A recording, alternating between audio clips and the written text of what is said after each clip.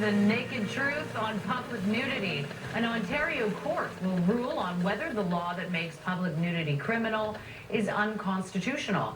Brian Colden went to a Tim Hortons in the nude and ordered a coffee, and employees felt, well, shall we say, a little uncomfortable. Richard Kurland is a lawyer who's been following the case, and he joins us live now from Vancouver. Hello, Mr. Kurland. Nice to see you. Pleasure. So, Brian Colden is a Canadian who describes himself as a naturalist. As we just mentioned, he hit the drive-through, a couple of drive-throughs. He got a coffee at Tim Hortons, a burger at another drive-through in the nude. He apparently also has a sense of humor, Richard, because he reached in his back pocket for his wallet at one point, though I'm not sure those working the drive-through thought that was particularly funny. But look, he believes that public nudity is his constitutional right. First, I want to ask you, before we get into that discussion, what does the law say? What does the criminal code say about being naked in public exactly? Well, public nudity is a no-no, and Section 174 of the Criminal Code, with the consent of the Attorney General, can slam you with a 6-month sentence at the criminal level. So you just can't drive and go to your local Timmies and in the buff without a sanction at risk. Now, what kinds of arguments might Mr. Colden's lawyers advance to try to demonstrate that his constitutional rights have been violated here? Well, there you go. It looks like, looking at the jurisprudence, two principles emerge. One is the distinction between public and private areas, and the other relates to unwanted confrontation. So in the case of strip bars, or even group sex between consenting adults in a private residence, it's private. And his defense may well be, my vehicle, my car, is a private zone, and I'm allowed to do within that zone as I see fit. Well, can I ask you, Richard, does he have a point there? Is this the long arm of the state intruding on property rights? If he wants to be naked in his car, should he have the right? Does he have a point in your legal view? Well, it's possible right up to the point where his rights collide with the rights of the employee at that establishment to also live in a zone where their principles need respect, where they're not exposed to this type of conduct.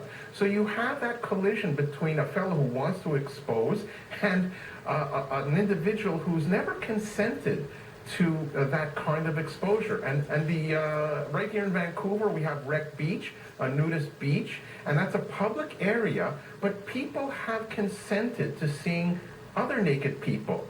So what are we going to do? A Lady Godiva policy, where if you're going to run buff in the car on a Timmy's run, you have to signal the public so that they'll shut all their doors and windows and not look at you?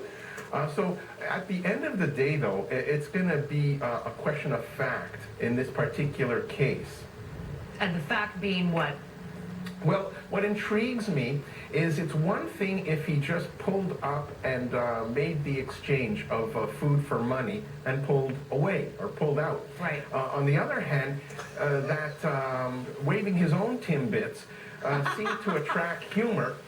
And maybe his intention was not all that it should have been. So his desire for nudity at that point, where he tried to foist humor on the Timmy's employee, crossed the line.